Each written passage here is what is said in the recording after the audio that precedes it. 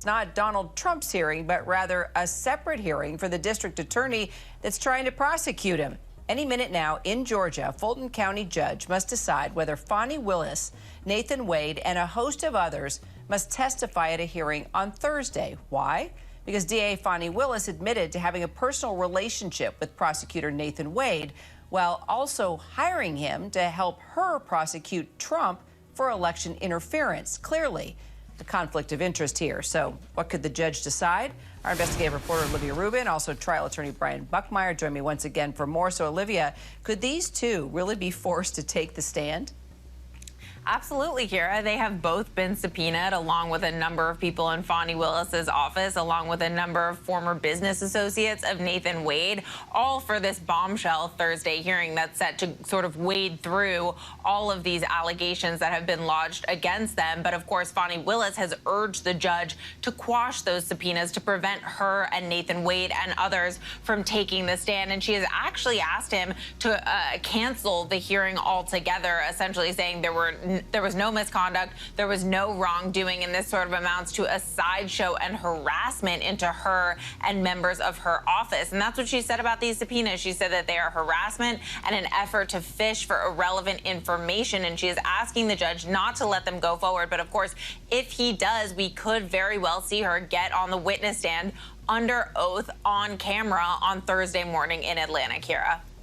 All right, so Brian, let's talk about what we should see and how this is going to play out today.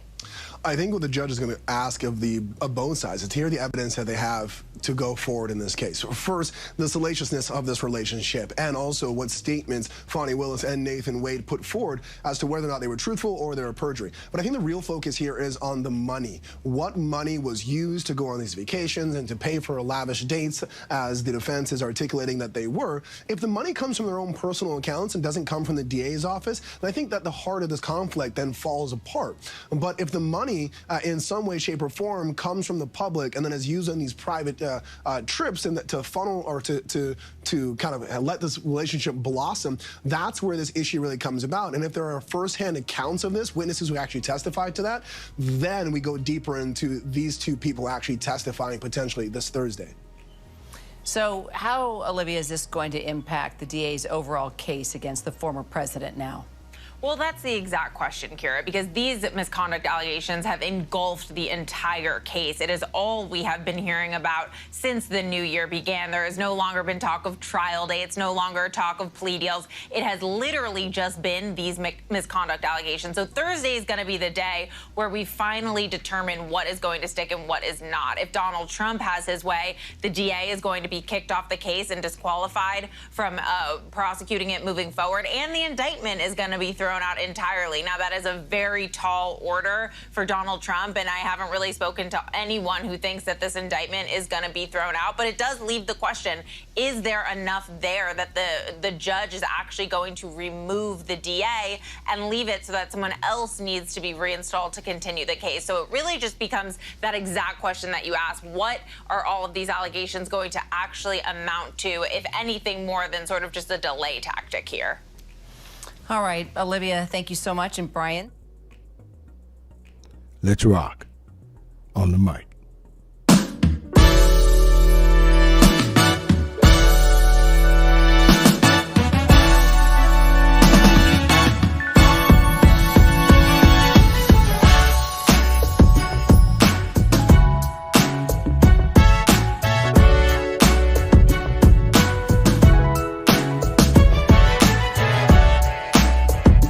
What's up, everybody? And you are listening to the best of the Media Mike Radio Show. I am your host, the Media Mike Speak, sponsored by New Justice Media, where we are the voice of the everyday citizen. The time is now 23 minutes past the hour here in the Lone Star State. So let's get to it before it's too late. All right, good people, I'm pretty sure, yes, there is more of this debacle with the Fani Willis case.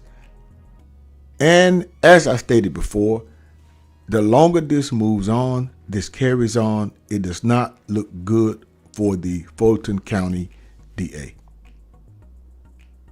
This hearing will take place. And now this hearing provides a new hurdle for Fulton County DA, county administrators. And because they have not handed over key subpoenaed documents. Now the question is, if this case is allowed to proceed, will it be up to the judge or jury to decide? That is the question, ladies and gentlemen. That is the question. And to ask the question is to answer it. I don't think it's going to go well either way. Whatever the judge decides or the jury, it's not going to look good. For them to hide information or fail to disclose information after it has been subpoenaed only spells more trouble for Fani and her administration. It's not good. Key documents subpoenaed by Ashley Merchant, the attorney for Trump. They're saying that they don't have them yet. That's not good. And she knows that. And on top of that, you have employment contracts for Special Prosecutor Anna Green Gross and others that the Trump team demanded are not in the possession of county government records administrators. Where are they? Where did they go? This is not good. Neither are two invoices for work done on the Trump prosecution that Merchant said had been paid, that the Trump team said had been paid. You have two invoices for work done. The Merchant for Trump is saying that they need those to prove accounts paid. Where did they go? What was it used for? They have not turned them over. But the legal question here is about whether a personal relationship between the two leads to a conflict from personal enrichment requires an evidentiary hearing. So, does this relationship require the hearing? Yeah, because the state has admitted that a relationship existed. So, a hearing will take place. Now, the Trump's team have raised allegations of an improper relationship as they seek to disqualify Wade and Willis as prosecutors on the Trump case and for the charges to be dropped. In filings and in court, Willis' office described the accusations as speculative and baseless, but they did happen. No, they're not. They are factual, mainly according to both parties. Wade has admitted he had an affair with her. She has admitted it did take place, but it's the timeline they're saying, which is going to be challenged by friends of Mr. Wade. That's not good. So it comes down to this, ladies and gentlemen.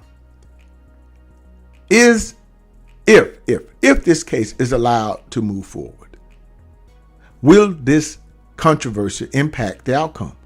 Will this impact the deciding judge or jury? You see, it's not looking good. And I'll tell you why. As you may have heard in the video, people are coming forward to testify. And that's not good.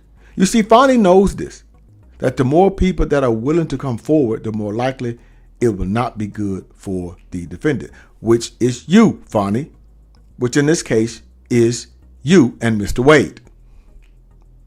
Number one, let's say, even if the trial is allowed to go on, the case is tainted. I am sure that the outcome would be seriously affected. Number two, I don't think Fani will be reelected in the next term. Her career, her reputation has seriously taken a hit. And not turning over certain documents is really not good.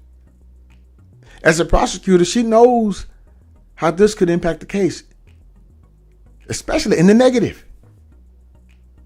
But the hearing is set, and Fani, I wish you the best. Until next time, this is your guy, Mr. Educator, Mr. Communicator, Mr. Free Thinker. Subscribe, share, and like to keep me rocking on the mic. Have a good night. I'll understand you soon, it won't be long. Keep on, keep running.